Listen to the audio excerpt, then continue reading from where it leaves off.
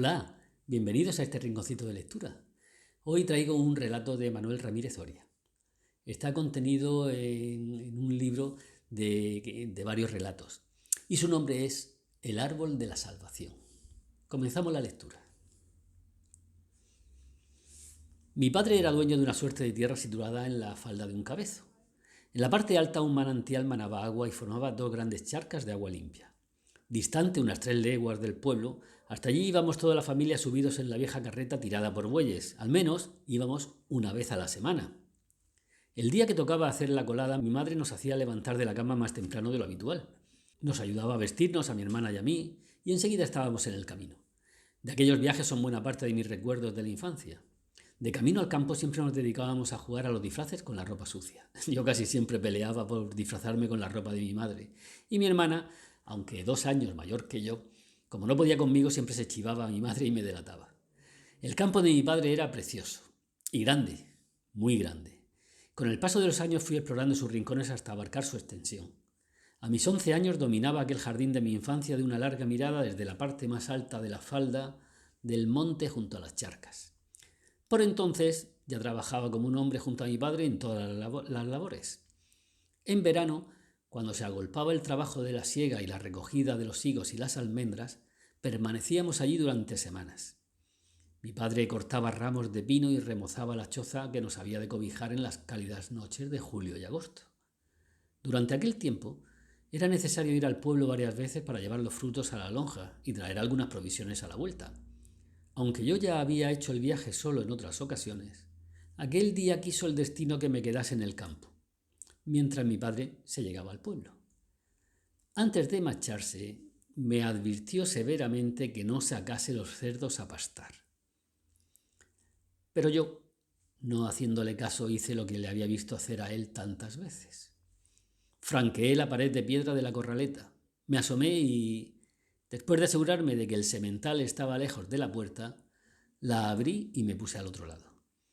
No tardaron en salir los lechones, las cerdas y, por último, el desconfiado macho. Reconozco que sentí miedo al verlo fuera, aunque me tranquilicé cuando, después de beber en la charca, continuaron hacia el valle y se dirigieron al higueral como si mi padre los guiara. Hasta entonces no me atreví a abandonar mi parapeto.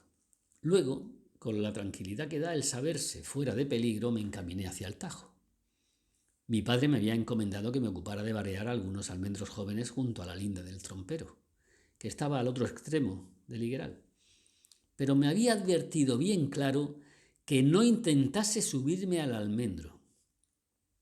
Por manos del diablo pones un pie mal, te caes y no tienes quien te ayude. Estando solo nunca se puede uno subir al árbol a varear, hijo. Y en esto tampoco pude seguir su buen consejo. Lo cierto es que tenía que estar cerca del mediodía porque me hallaba recogiendo las últimas almendras del segundo árbol.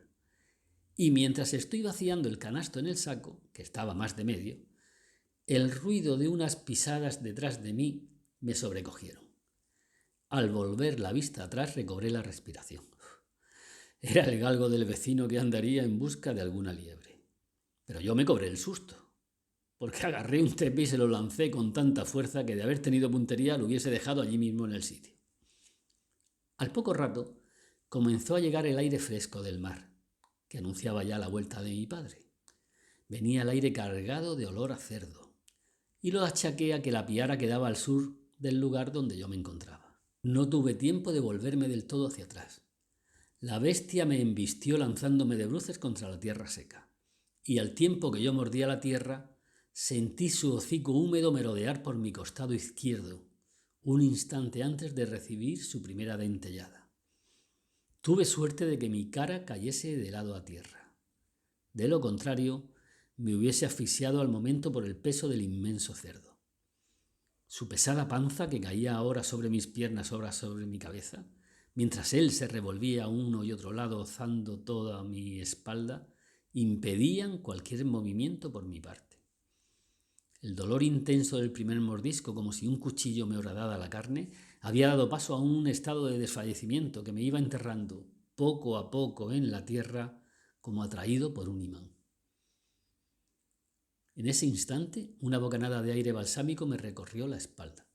al tiempo que pude arrastrarme un par de metros hasta alcanzar el tronco del almendro y encaramarme a él como un lagarto. El galgo del trompero que había espantado yo mismo por la mañana había vuelto atraído por el husmo de mi sangre, y sus intensos ladridos habían conseguido distraer al cerdo de su presa por un momento. El milagroso instante que me permitió trepar y abrazarme a una rama de mi árbol de salvación.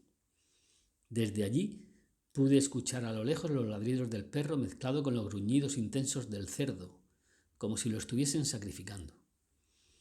A partir de aquí los recuerdos se suceden con lagunas.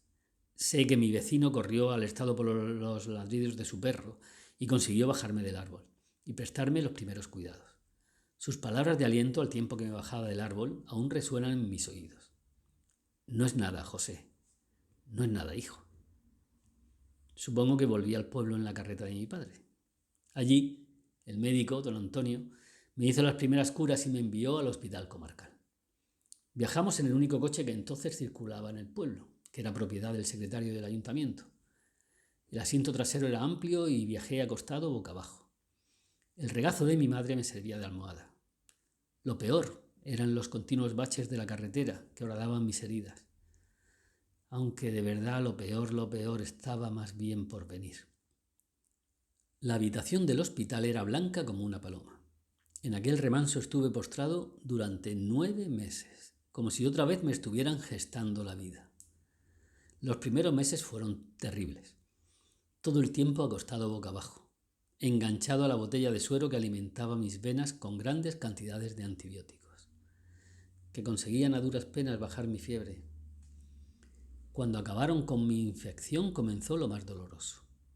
La carne que había perdido se regeneraba, produciéndome un dolor persistente e insoportable, que convertían en una simple picadura de avispa el que había sentido cuando recibí las mordeduras del animal.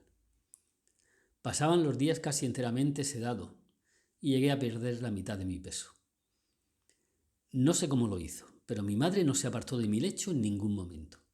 Al menos siempre que al mover mi cabeza hacia su lado la buscaba de mi letargo, allí estaba ella, con su sonrisa y su vestido negro. Toda mi vida recuerdo a mi madre vestida de luto, siempre humedeciendo mis labios con una gasa blanca, que a mí me sabía gaseosa, y que fue mi único manjar durante muchas semanas. Sentía entonces que el cariño de mi madre me iba curando al mismo tiempo que las medicinas. Ahora, cuando ya no puedo estar junto a ella, estoy seguro de que así fue. Los médicos, que no daban crédito a mis heridas cuando llegué al hospital, ni tampoco esperanza de curación, fueron cambiando de parecer y atribuían la lenta mejoría a un milagro. Pero la mejoría comenzó, y al tercer mes de mi ingreso ya podía permanecer acostado sobre mi costado derecho, el tiempo necesario para comer. Comenzó también la actividad para mi madre, que tenía que alimentarme como un bebé, porque aunque no tenía ningún daño en manos ni brazos, las heridas de la espalda, muchas de ellas a la altura de los omóplatos, me impedían moverlos. El calor de mi madre me hizo mucho bien. Y la llegada de Juan a mi habitación. Tenía mi misma edad. Había ingresado para una operación de apendicitis y por culpa de algunas complicaciones permaneció conmigo durante más de 2 meses. Hablábamos mucho, porque en el hospital el tiempo parece detenerse. Él me contaba cómo era su pueblo, con sus casas grandes de ladrillos, todas con cancela y con patios interiores llenos de flores, con inmensas bodegas como la de su padre, en donde jugaban al escondite entre los toneles de vino a la hora de la siesta.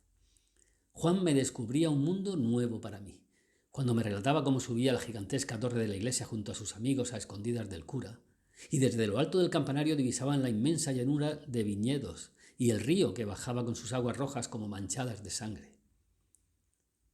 En esos momentos yo intentaba cambiar de tema, porque me despertaba mis heridas que aún no habían cicatrizado del todo. Pero Juan me hizo mucho bien el tiempo que estuvo conmigo. Compartía las golosinas que le llevaba su padre un par de veces a la semana, y compartía sobre todo su alegría y sus inmensas ganas de vivir. Pasados algunos años quise ir a visitarlo a su pueblo, pero el trabajo y los quehaceres me lo impidieron. Aunque su sonrisa la llevo muy presente y se refleja en la fotografía que nos hicieron en el hospital, un día que nos visitaron las autoridades provinciales. La visita la realizaron para ver el milagro de mi curación. El jefe médico le explicaba al gobernador civil y a su comitiva la evolución del proceso, sirviéndose de mi espalda, que utilizaba como si se tratara de un mapa de operaciones militares. A medida que iba contando el proceso de curación, señalaba con su dedo índice aquí y allá sobre las heridas que ya habían sanado y otras que todavía estaba regenerando la piel, dejando un rastro como el de un campo de batalla después de un bombardeo. Uno de los de la comitiva disparó varias veces un aparato con una luz cegadora, que más tarde supe que era una cámara fotográfica. Pasados algunos meses desde que recibí el alta, llegó a casa una carta de felicitación del gobernador, que incluía una fotografía con mi amigo Juan, en donde se nos ve juntos en primer plano, él sonriendo y yo con cara de asombro. No sé qué habrá sido de Juan. Lo recuerdo sobre todo cuando me doy un paseo por el campo de mi padre, que ahora es mío. Los almendros los tuve que arrancar, porque estaban viejos y no producían. En su lugar puse olivos porque dan más beneficio, pero no fui capaz de arrancar el que fue mi árbol de salvación aquel aciago día. A veces me echo un cigarro a su sombra y entonces me dejo llevar por los recuerdos. Quienes más se me vienen a la cabeza son mi madre y mi amigo Juan. Ella se marchó hace poco tiempo. Para agosto va a hacer un lustro. De mi amigo, ya digo, no sé nada desde hace más de 30 años. En cuanto a mí, no me puedo quejar de la segunda vida que me dieron después de aquello.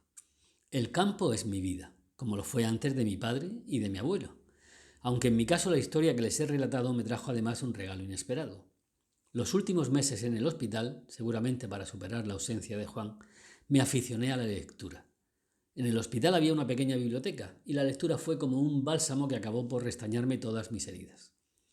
Recuerdo que mi primera lectura fue Platero y yo, y para mí fue una sorpresa enorme comprobar que un burro fuera el protagonista de un libro. Luego descubrí a un poeta que había sido pastor y que unos años después sería encarcelado y sus libros prohibidos.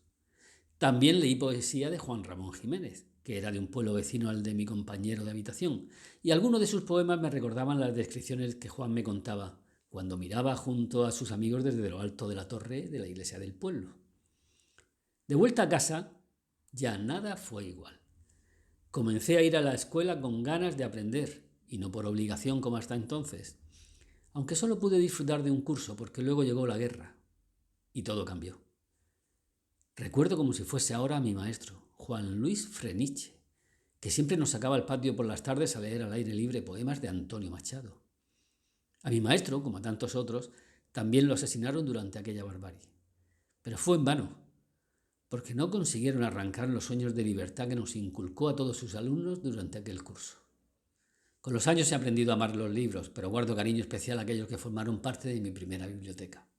El Conde Lucanor, La Celestina, El Lazarillo de Tormes, las novelas ejemplares de Cervantes, las poesías completas de Antonio Machado.